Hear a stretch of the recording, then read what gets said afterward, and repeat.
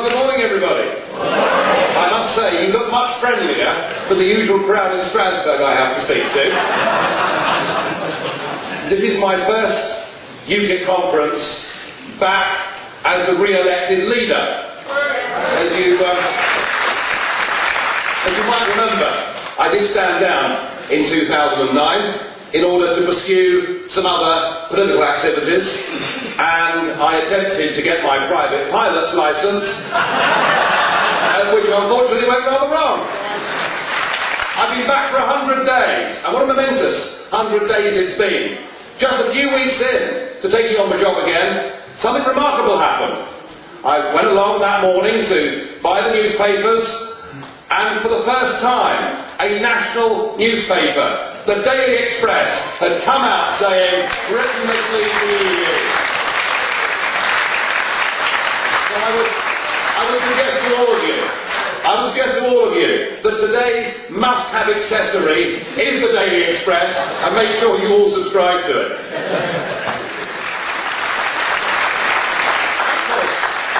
But of course, there was another by-election that's taken place since Oldham.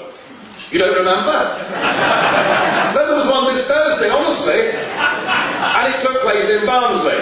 And I have to say, I've known Jane Collins a long time. She's done a lot of great work organisationally for this party. I simply had no idea just how damn good she was going to be as a candidate, both on the doorsteps and on the television. Jane, we all pay tribute to that fantastic campaign that you fought in Barnsley, and to the whole team that made it happen. Thank you very much.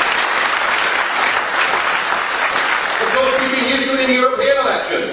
We came second in 2009, right across the entire United Kingdom. We beat the Liberal Democrats. We beat the governing Labour Party of the day, and how very sweet that particular victory was. But it's as if that's all been forgotten. It's as if the media think that UKIP is just a tiny, little, peripheral, fringe party. So they all seem to be rather surprised. But just in case they've forgotten, we came second in Barnsley, we beat the Lib Dems, we beat the Conservative Party. That vote in Barnsley is not a one-off. That vote in Barnsley shows there is a fundamental change in this country about how people feel about politics, about how people feel about UKIP. That result in Barnsley is going to be our springboard to bigger and better things. I have no doubt.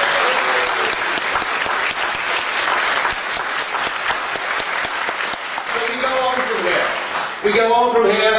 We're fighting 1,000 council seats in England on May the 5th. We're fighting in Scotland, in Wales, in Northern Ireland, and you've seen those representatives this morning. We've got a hell of a big job to do, but we can remind ourselves that the European Union is no longer some academic debate. This is something that affects everyone's daily life. It is something that is now discussed by families at their dinner table.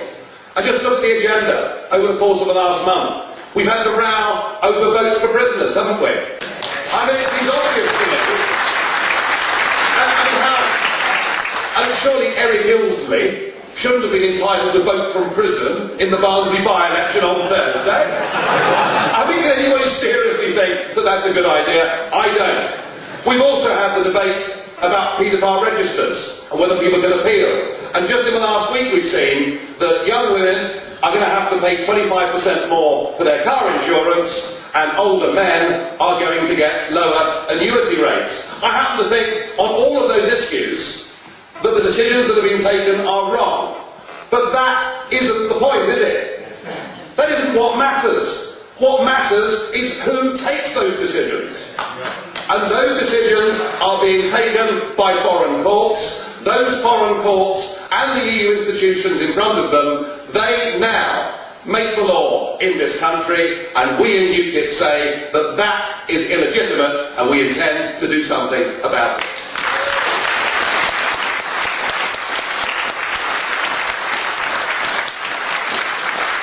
I was told the other week that our fox had been shot. Well, I don't know what you say, Nigel. Just look at what happened in the Commons when they voted on the votes for prisoners issue. 222 members of Parliament voted to say that prisoners shouldn't get the vote, and only 34 MPs, I bet Ken Clark was amongst them, although I have to say, He's rather more civilised in the green room than Michael Heseltine was the other day. So it was 222 to 34, and therefore the UKIP fox has been shot. Therefore Parliament has decided that prisoners won't get the vote. But you know, all that Parliament did on that day was to demonstrate its own impotence.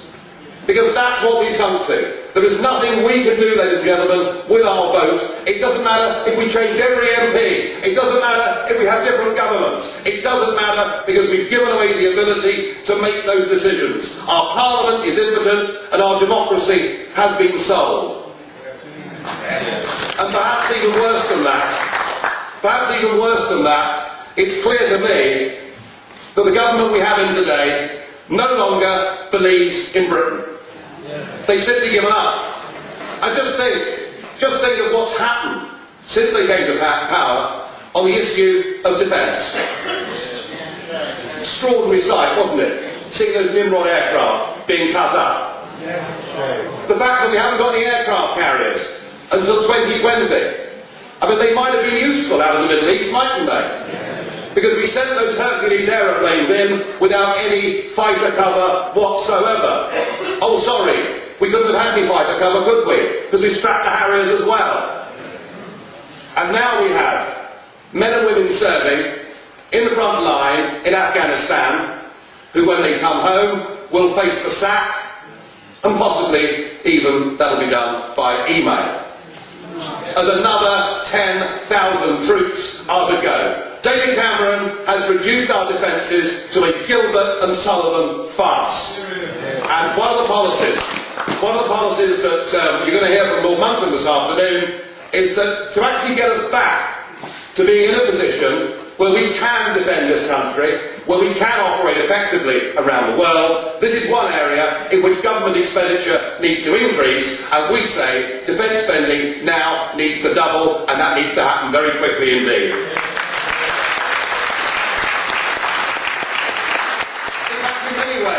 In many ways, it is remarkable to think what a Tory-dominated government has done. For 13 years, for most of UKIP's existence, people would tell us, well, we agree with you, we like what you say, but we can't vote for you because we want to get the other lot out.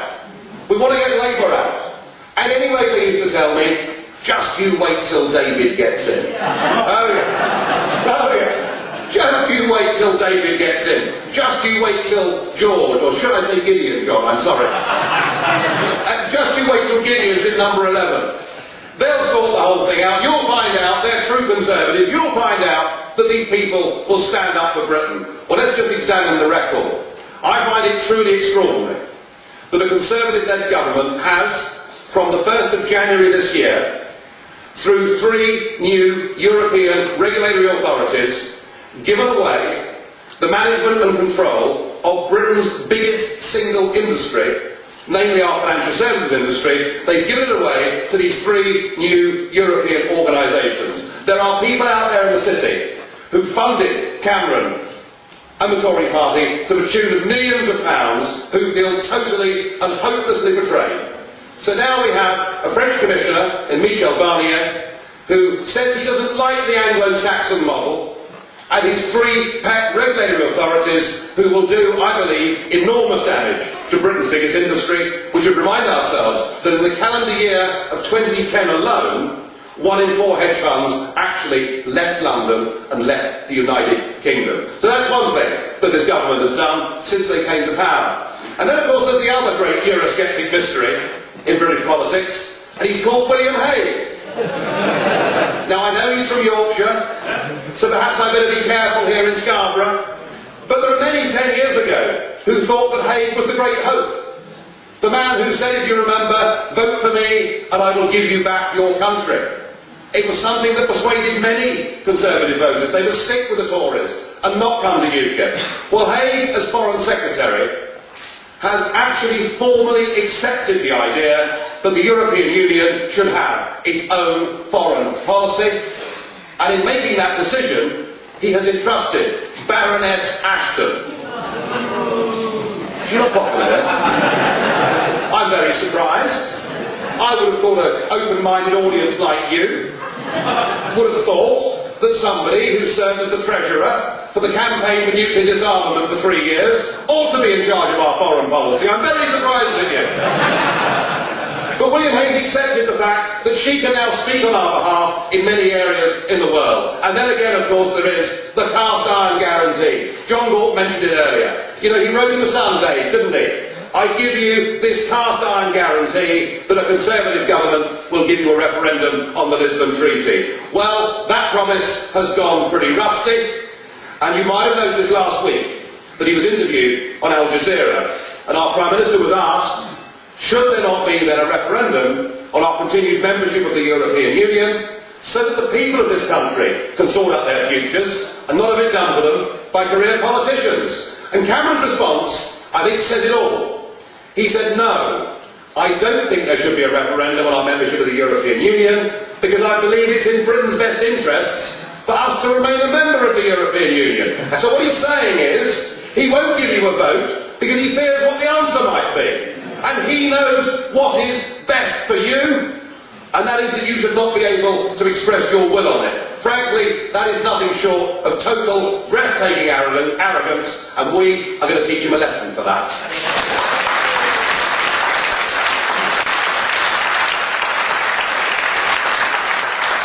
In many parts of the country, our message has to be, if you are a patriotic, Eurosceptic Tory voter, your party no longer exists. And UKIP is the place for you. We've beaten them in the last 2 European elections. We've thrashed them into the ground recently in the Barnsley By Election. And according to YouGov, amongst the 18 to 24-year-olds in this country, UKIP is already ahead of the Liberal Democrats. And isn't that good news?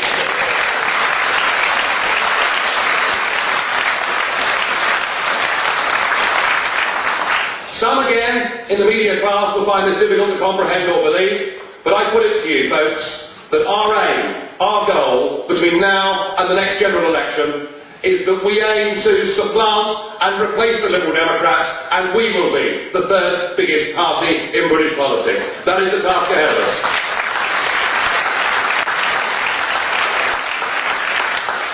This party is on the up. This party increasingly is seen to be relevant to the lives of ordinary people. No longer is UKIP on the fringes of any national debate.